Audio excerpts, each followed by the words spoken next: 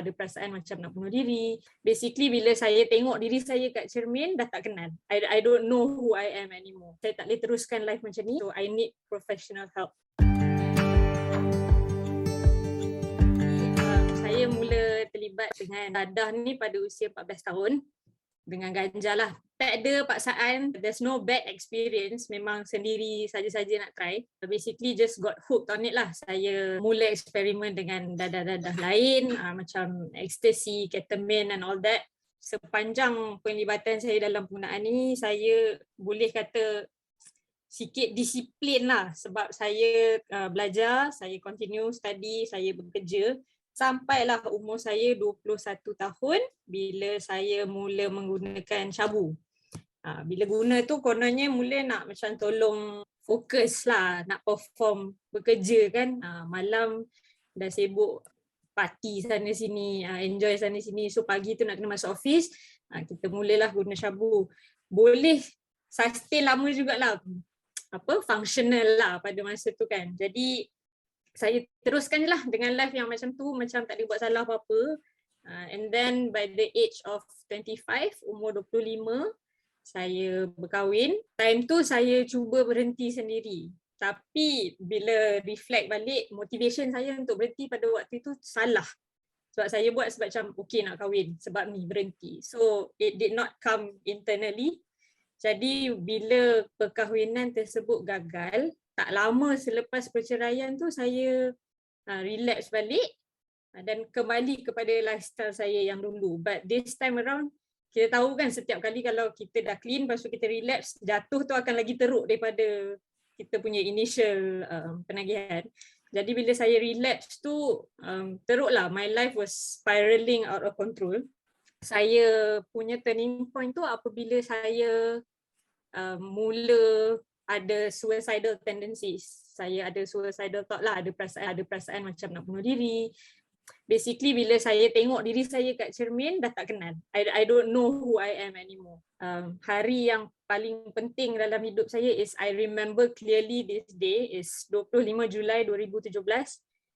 Saya drive sendiri kereta dengan parents saya, dengan ibu bapa saya pergi ke rumah pengasih Kuala Lumpur untuk mendapatkan rawatan lah, sebab saya sedar pada ketika itu I was given a moment of clarity. Alhamdulillah, Tuhan sayang lah pada masa tu kan. Dia macam that one moment I sedar yang saya perlu bantuan, I need help. I need help. Saya tak boleh teruskan life macam ni dan saya tak boleh macam confident sangat konon saya boleh berhenti sendiri. So I need professional help.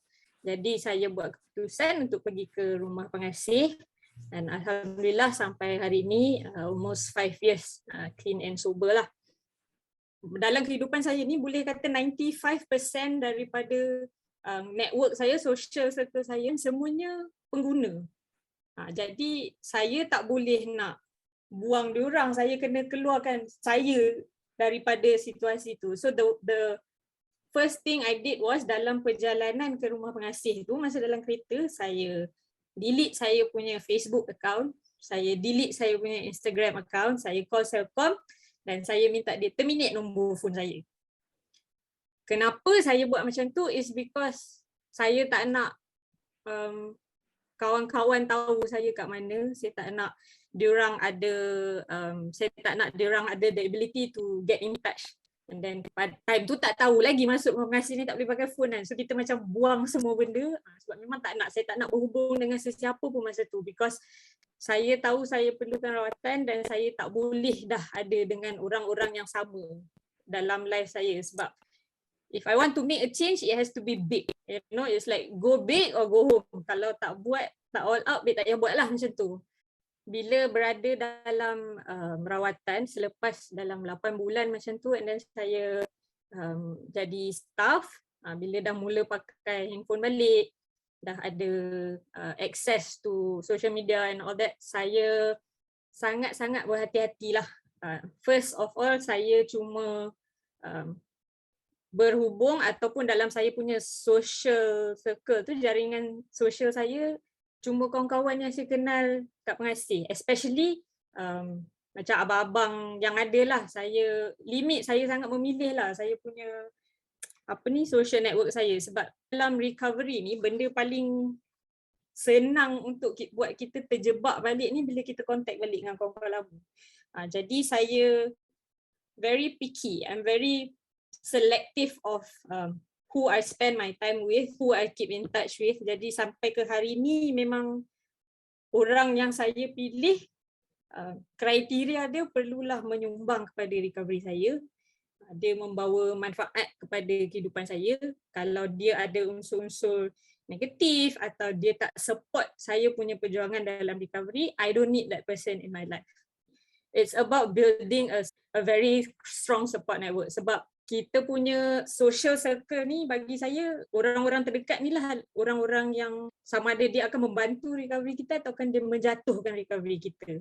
So these people yang ada dalam saya punya jaringan sosial ni, saya pastikan diorang boleh faham kalau saya nak sharing, and then diorang boleh terima benda yang saya cakap. There's no judgement. Dalam mendapatkan support system, family kita tak semestinya orang yang boleh provide the kind of support that we want.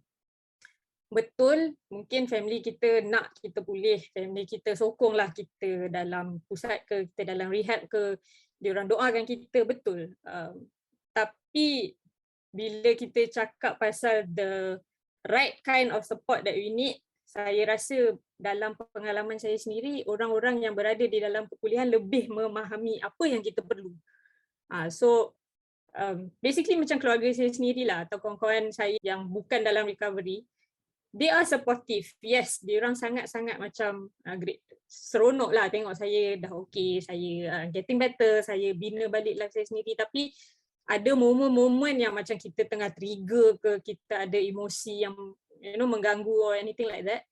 They don't know how to talk to us sebab dia tak pernah lalu penagihan tu, dia tak pernah lalu the struggles that kita lalu, so dia tak boleh relate. Jadi orang-orang yang kita pilih dalam social circle kita ni, orang-orang tu patut boleh membantu kita lah. They need to be able to provide us the right kind of support. In terms of managing expectations and perception, saya punya perangai, saya tak pernah peduli apa orang cakap. But there's good and bad in it. I admit benda tu ada baik dan buruk dia. Tapi kalau kita fokus in the aspect of recovery, maksud saya bila saya tak peduli apa orang cakap tu macam lantaklah orang nak cakap aku ni bekas penagih ke, aku ni dulu jahat ke, apa ke. Orang akan sentiasa ada benda nak komen pasal kita. Kita buat baik pun orang kata, kita buat jahat lagi orang mengata. So to me, it doesn't matter. Saya tak peduli benda tu.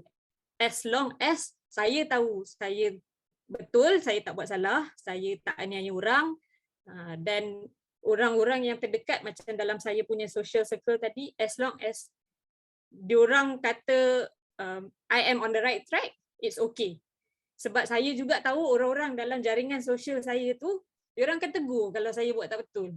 So orang lain nak cakap apa, saya boleh kata tak kisah sangat lah. Because back to yang saya cakap masa saya pernah berhenti masa saya berkahwin tu, motivation saya salah kan pada waktu itu. So when we do it for someone else, kita tak kuat.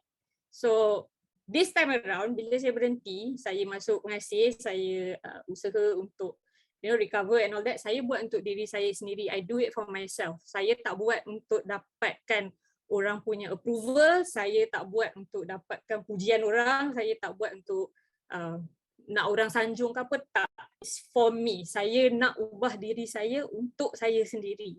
So bila kita fikir macam tu, bila saya fikir macam tu, lantaklah orang nak cakap apa. Because if they don't contribute to my recovery, if these people, orang-orang yang cakap macam-macam ni, kalau dia tak memberi manfaat pada kita, kalau dia mengata sekadar nak berkata-kata, tak ada bagi apa-apa kebaikan pada kita, kenapa kita nak kisah kan? So persepsi orang ni kita tak boleh ubah. Because it's not about what everyone else thinks, it's about what you do. And also Kalau cakap pasal expectations, betul, orang keliling sentiasa ada macam pengharapan lah, ada macam expectation, oh kau dah recover, kau sepatutnya macam ni, kau sepatutnya macam ni. To me, benda paling selamat tak payahlah kita compare dengan orang, tak payah kita dengar orang compare kita dengan orang lain. Kita compare diri kita sendiri dengan who we were yesterday. So am I doing better than I was yesterday? That's all that matters. Kalau hari ini aku lagi bagus daripada diri aku yang semalam, it's good enough. Nak banding dengan orang tak guna sebab dia tak lalu journey yang sama dengan kita lalu. Kita compare untuk fit orang punya expectation tu, baik kita compare diri kita and then build our own expectations on ourselves. Say that my expectation on myself is tomorrow I will be better than today, and it goes on every day lah. I think that's the key point of how I handle my recovery. It's all focused back on myself. Hai semua, jangan lupa subscribe YouTube channel kami Pengasih Asia dan like, komen dan share. Terima kasih.